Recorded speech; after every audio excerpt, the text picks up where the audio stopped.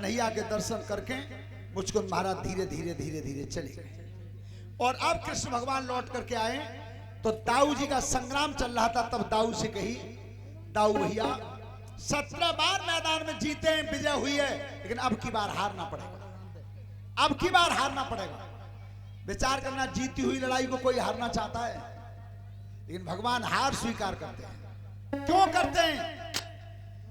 कि ये जरासंध अब की बार ब्राह्मणों को यज्ञ पे बैठा के आया है और इसने ये कह दिया है कि अब की बार रण में जीत नहीं भई तो जितने ब्राह्मण हवन कर रहे हो सबकी गर्दन काट काट के हवन कुंड में चढ़ा दूंगा। तो वे ब्राह्मण हवनू कर रहे हैं और भगवान को भजनू कर रहे हैं। प्रभु अब के हाथ जाइयो, निजी दुष्ट अब के सामग्री ना चढ़ा दो जी, हमें ही चढ़ा दे रहे हो। ध्यान रखना, इसलिए भगवान मैदान में हारते हैं और पर्वत की चोटी पर चढ़ गए। पर्वत से दोनों भैया पीछे कूद गए। जरासंध ने पर्वत में आग लगवा दी, चारों तरफ ईंधन लगाकर, और उस पापी ने यह समझी कि जाई पे दो भैया जर के खत्म।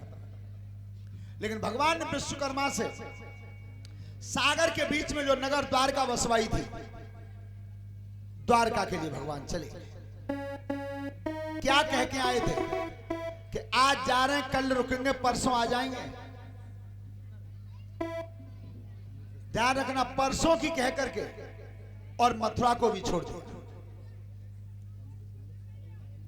वृंदावन, गोकुल, मथुरा सबको त्याग करके सागर में जाकर के बस गए, जहां खारा पानी होता है।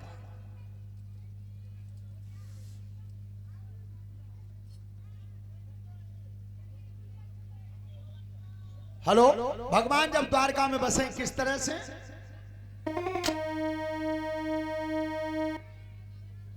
कैसे? अरे अरे अरे क्या कर रहे? अरे अरे क्या कहने, कुश्ती लड़ेंगे बाबा? अच्छा शास्त्री जी बोलो।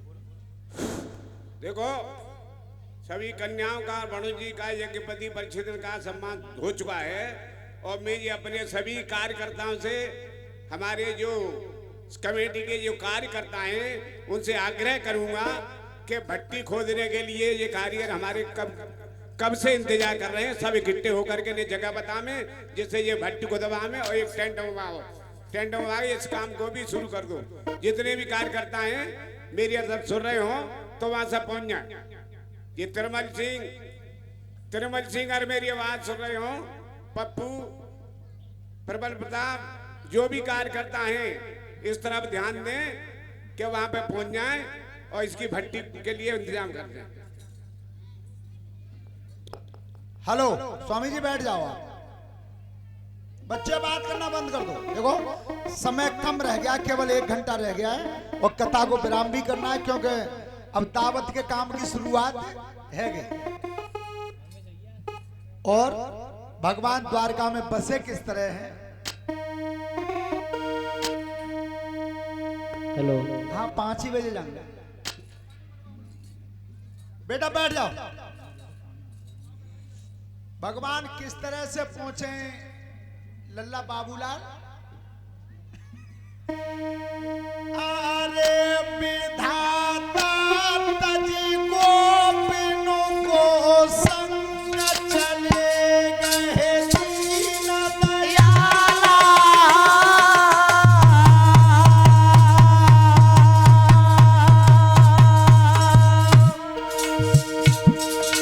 अरे विधाता तजी गोपिन को संग चले गए दीन दयाला।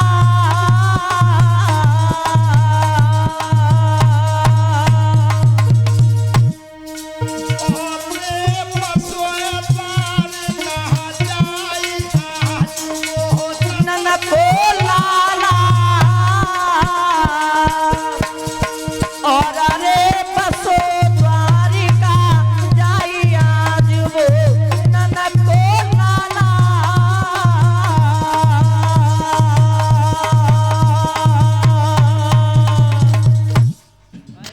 द्वारकाधीश बन गए थे सभी, अपने हितैषी प्रेमियों को द्वारका बुला लिया था। राजन परीक्षित कुंदनपुर के एक भीष्मक महाराज थे, उनके 5 लड़के थे और एक लड़की थी जिसका नाम था रुक्मणी। और रुक्मणी जब विवाह के योग्य हुई, भीष्मक महाराज ने कहा कि बेटा अब लली ब्यालक है तो कोई लड़का ढूंढवा लो। रुक्मणी की पिताजी कोई लड़का तुमने देखो है? लला छोटे में नारद जी बता गए।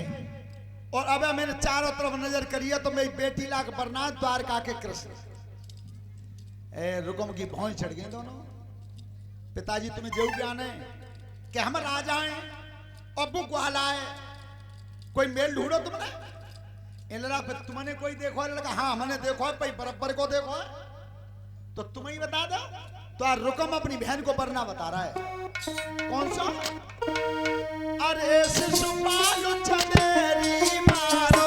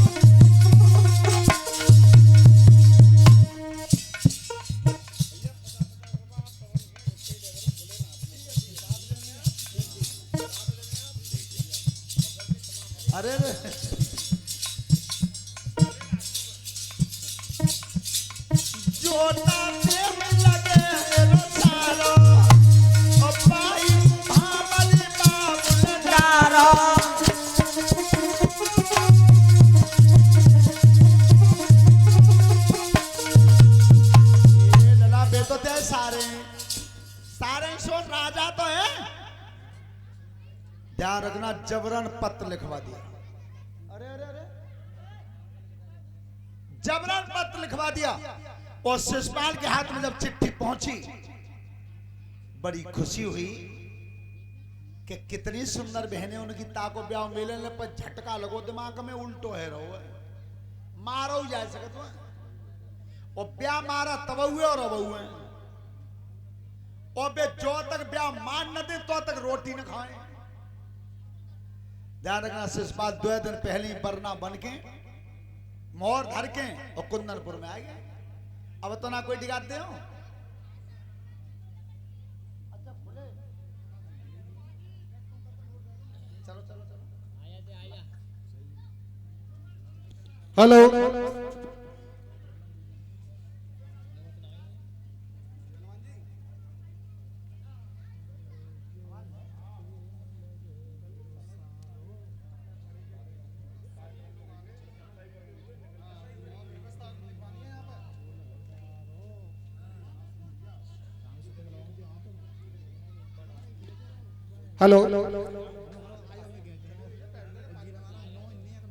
हेलो कुछ दानदाताओं की सूची इस प्रकार है।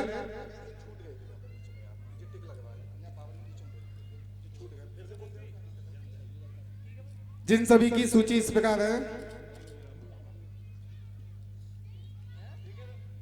1100 रुपये